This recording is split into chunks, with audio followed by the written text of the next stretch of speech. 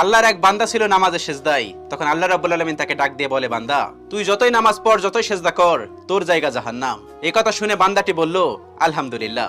আল্লাহ তখন বলে, এই বান্দা, জাহান্নামের কথা শুনে কেউ আলহামদুলিল্লাহ কয়? বান্দা তখন বলে, আল্লাহ, জাহান্নামের মালিকও তুমি, জান্নাতের মালিকও তুমি। তুমি আল্লাহ খুশি হয়ে যদি আমাকে জাহান্নামও দাও, তাও আমার আপত্তি করার কোনো অধিকার নেই। আল্লাহ তখন বলেন, বান্দা, জাহান্নামে গেলে তুই পুড়ে যাবি, তোর খুব কষ্ট হবে। বান্দা তখন বলতেছে, আল্লাহ, কষ্ট শুধু আমার হবে না, তোমারও হবে। আল্লাহ তখন বলতেছে, বান্দা, তুই পুড়বি জাহান্নামের আগুনে, আমার কষ্ট হবে কেন? বান্দা তখন বলে, আল্লাহ, কোনো মায়ের কোল থেকে যদি কোনো বাচ্চা পানিতে পড়ে যায়, তাহলে কোনো মাই দূরে দাঁড়িয়ে থাকতে পারে না, দৌড়ে গিয়ে বাচ্চাকে কোলে নেয়। আমার বিশ্বাস, ওই মায়ের চেয়ে কোটি কোটি গুণ দয়া তোমার বেশি। আমাকে জাহান্নাম দিলে তুমিও আল্লাহ শান্তি পাবে না। আল্লাহ তখন বলে, বান্দা, এই দলিল তুই কই পাইলি? বান্দা তখন বলে, আল্লাহ, আমাদের জাতির পিতা ইব্রাহিম আলাইহিস সালাম তোমার প্রেম মুখে নিয়ে যখন নমরুদের আগুনে পড়ে গেল, তার আগেই তুমি বলে